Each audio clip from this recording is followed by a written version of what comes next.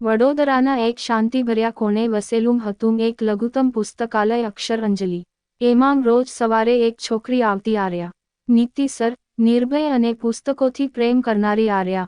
દરેક શનિવારે કોઈ નવી કવિતા વાંચવા અહેવાલ રૂપે આવતી. એ જ પુસ્તકાલયમાં કામ કરતો હેત. હેતને પુસ્તકોથી એટલો પ્રેમ નહોતો, જેટલો એ આર્યાને નિહાળવામાં આવતો આનંદ હતો. આર્યાની આંખોમાં કંઈક એવું હતું કે જે એને અણસાર આપતું એવું બને કે એ પણ મારી લાગણીઓ સમજતી હોય.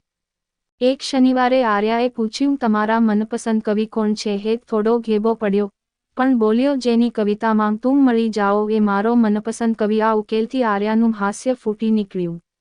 થોડી વારમાં શબ્દોની નજીકીઓ લાગણીઓના સંકેત બની ગઈ. બંને એકબીજાને ન માત્ર વાંચતા પણ જીવતા થઈ ગયા. એક દિવસ વરસાદી સવાર હતી. આર્યાએ હેતને પત્ર આપ્યો, તું બસ આવતો રહે મારા જીવનના દરેક અધ્યાયમાં. તું હોય એ કથા કદી અધૂરી નહીં લાગે. હેત હમણાં સુધી બસ આંખોથી પ્રેમ વ્યક્ત કરતો હતો, આજે શબ્દોની જરૂર પડી. તેને આર્યાનો હાથ પકડીને કહ્યું, ચાલ, આપણે મળીને નવી વાર્તા લખીશું, તું અને હું, દરેક પાનાની વચ્ચે પ્રેમ. હેત અને આર્યાની વાર્તા હવે નવું વળાંક લેવા લાગી હતી.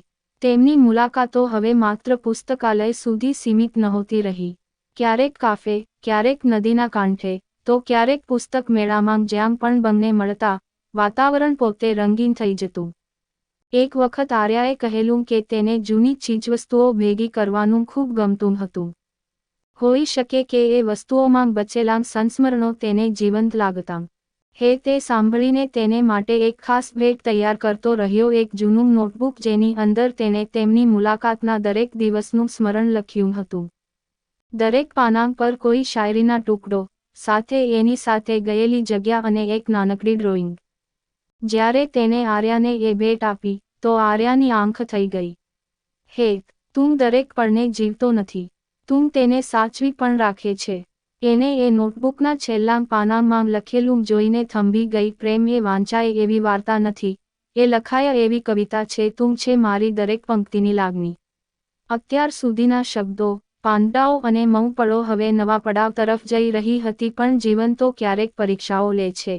એ હંમેશા મીઠું નથી હોય. આવી જ સ્ટોરી સાંભળવા માટે ચેનલને સબસ્ક્રાઇબ અને વિડીયોને લાઇક કરજો મિત્રો. ધન્યવાદ.